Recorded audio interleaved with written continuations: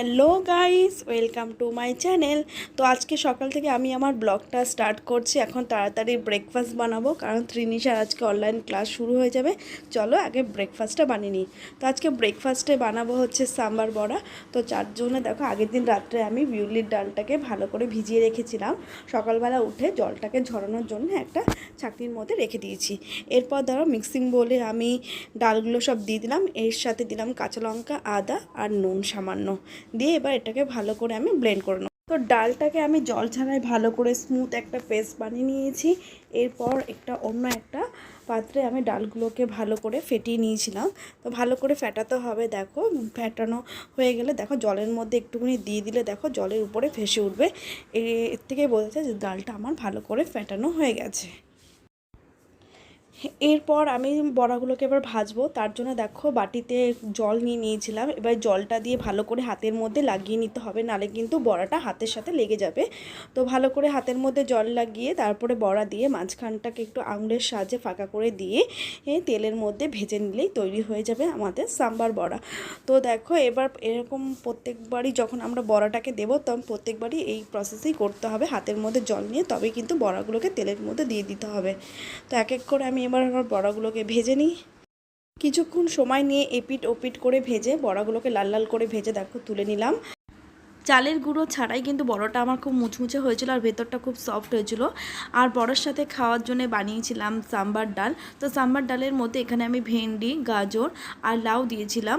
দিয়ে সাম্বার ডালটাকে আমি এখানে বানিয়ে নিয়েছিলাম। তো এরপর আমরা ব্রেকফাস্ট করে নিয়েছিলাম। ত্রিনিশার গুল্লোকে আমি আগেই খাইয়ে দিয়েছি, কারণ ত্রিনিশার অনলাইন ক্লাস শুরু হয়ে যাবে। এখানে আমি এবার খেয়ে নিচ্ছিলাম।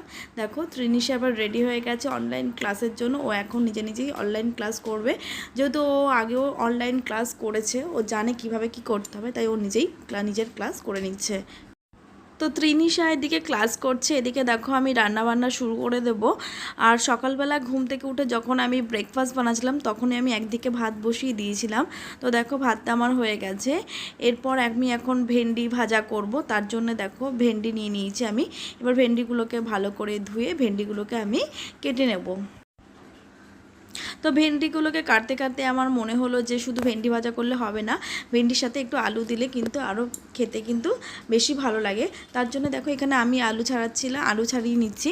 তো আলুগুলোকেও আমি ডুমো ডুমো করে কেটে নিয়ে একবারে ভেন্ডি আর আলু ভাজা করে নেবো। তো আমার আলু আর ভেন্ডি কাটা কমপ্লিট হয়ে গেছে। এরপর দেখো গ্যাসে কড়াই বসিয়ে সেখানে তেল দিয়ে ভালো করে কালো জিরা ফোড়ন দিয়ে দিলাম। এরপর ভেন্ডি আলু দিয়ে ভালো করে আমি নুন হলুদ দিয়ে ভালো করে ভেজে নেবো। তো আমার একদিকে ভেন্ডি আলু ভাজা হচ্ছে, আর অন্যদিকে দেখো আমি মাছের ঝোল বানাবো। এখানে আমি আজকে শোল মাছের ঝোল বানাবো। তো যা গরম পড়েছে তার জন্য ভাবলাম খুবই হালকাভাবে মাছের ঝোলটাকে রান্না করব।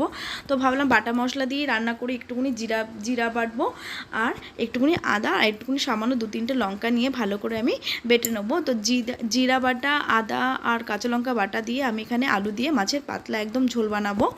খুব বেশি রিচ করব না আমি। তো এগুলো দেখো মাছটাকে আমি তো ধুয়ে রেখে দিয়েছিলাম। এবার নুন হলুদ দিয়ে ভালো করে মেখে কড়াইতে তেল দিয়ে একটুখানি হলুদ দিয়ে দিলাম যাতে তেলটা না ছিটকায়। এরপর দিয়ে আমি মাছগুলোকে দিয়ে ভালো করে ভেজে নেবো। তো দেখো এখানে তো মাছটাকে আমি একটু কড়া করেই ভাজি, দুপাশ ভালো করে লাল লাল করে আমি মাছগুলোকে ভেজে নেব। দেখো আমার মাছ ভাজা প্রায় হয়ে গেছে। এরপর আমি মাছের ঝোলটাকে বানাবো। তো কড়াই বসিয়ে তাতে গোটা জিরে তেজপাতা আমি ফোড়ন দিয়ে দিলাম। এরপর আলুগুলোকে দিয়ে কিছুক্ষণ আমি ভেজে তারপরে যে বাটা মশলাটা আমি বেটেছিলাম ওই মশলাটাকে দিয়ে নুন হলুদ দিয়ে একেবারে একটু অল্প জল দিয়ে ভালো করে আমি এটাকে কষিয়ে নেবো। তো দেখো এখানে আমার কষানো হয়ে গেছিলো, জল দিয়ে দিয়েছিলাম আর জল ফুটে উঠলে মাছগুলোকে আমি ছেড়ে দিয়েছিলাম। তো এখানে মাছের ঝোল আমার রান্না কমপ্লিট। এদিকে দেখো গুল্লু চাং করে দেখো খুব আনন্দে লাফাচ্ছে, ও চাং করতে ভীষণ ভালোবাসে। আর দেখো খাটের কি অবস্থা করেছে, চাদর ফাদর সব তুলেও ফেলে দেয়, কুশনের কভারগুলোকে খুলে রাখে। জানি না ও কি এগুলো করে কি আনন্দ পায়। ত্রিনিশা অনলাইন ক্লাস শেষ। এরপর আমরা দুপুরে লাঞ্চ করে নিয়েছিলাম। তারপরে করে আমরা বিকালবেলা একটু রেস্ট নিয়ে বিকালবেলা আমরা পাটুলিতে গেছিলাম। তো পাটুলিতে এবার মেলা বসেছে। তো এবার না, প্রত্যেক বছরই এই মেলাটা হয়, মে মাসে হয়। আর এই মেলাটা জানো তো 1 মাস ধরে হয়। তো এখানে শুধুমাত্র খাবারের স্টল বা কানের দুল গয়নাগাটির স্টল নেই, এখানে প্রচুর রকমের বিভিন্ন রকমের দোকান, যেমন জুতো থেকে শুরু করে জামা কাপড়, শাড়ি, কুর্তি এমনকি বই খাতারও স্টল ছিল।